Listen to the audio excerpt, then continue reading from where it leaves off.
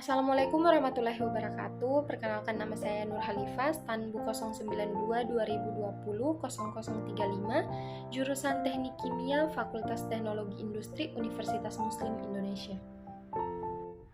Di sini saya akan menjelaskan mengenai manajemen industri dalam prarancangan pabrik yang berjudul Prarancangan Pabrik Anilin dari Amonia dan Fenol dengan kapasitas 10.000 ton per tahun.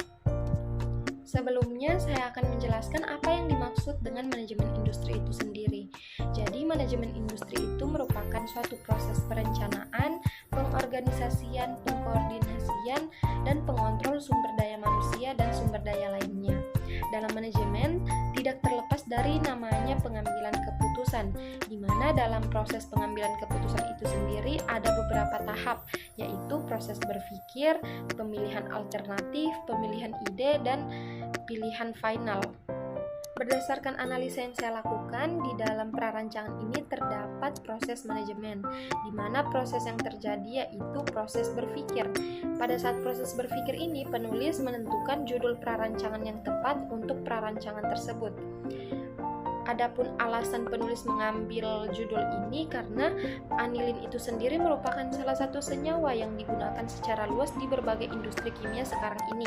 Karena itu, kebutuhan anilin tersebut akan meningkat dari tahun ke tahun berjalan dengan adanya program pemerintah dalam pengembangan industri kimia, di mana kebutuhannya baru dapat dipenuhi dari impor dari negara-negara maju seperti Jepang, Belgia, Amerika Serikat, Inggris, Korea, Australia, dan Jerman.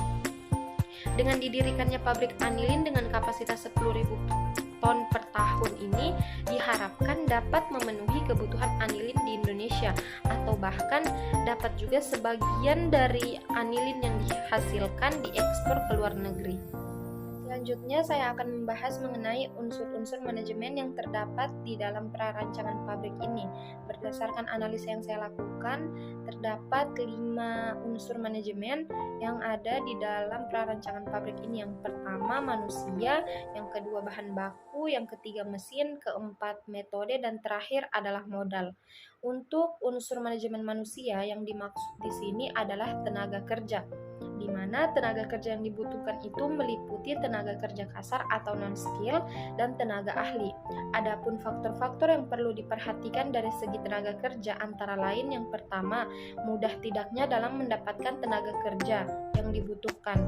Yang kedua, banyaknya jumlah tenaga kerja, dan terakhir yaitu tingkat penghasilan tenaga kerja itu sendiri. Unsur manajemen yang kedua yaitu bahan baku. Adapun bahan baku yang digunakan dalam prarancangan pabrik ini yaitu amonia dan fenol. Sebelum menentukan bahan baku, diperlukan yang namanya pengendalian kualitas bahan baku. Pengendalian kualitas bahan baku tersebut digunakan untuk mengetahui apakah bahan baku tersebut sudah layak untuk digunakan dan sudah sesuai dengan rekomendasi bahan proses atau belum. Selanjutnya, unsur manajemen yang ketiga yaitu mesin.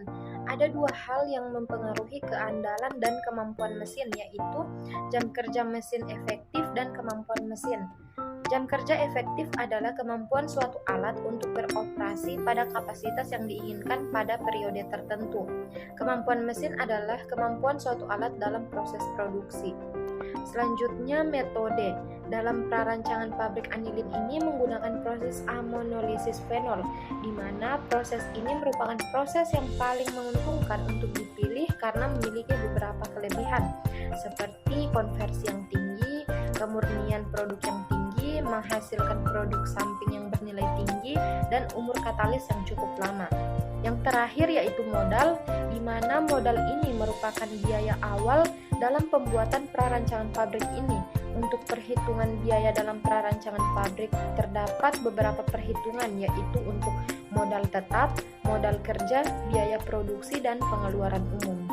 Baik, itulah tadi hasil analisa yang dapat saya jelaskan mengenai unsur-unsur manajemen dari prarancangan pabrik anilin dari amonia dan fenol dengan kapasitas 10.000 ton per tahun. Terima kasih. Wassalamualaikum warahmatullahi wabarakatuh.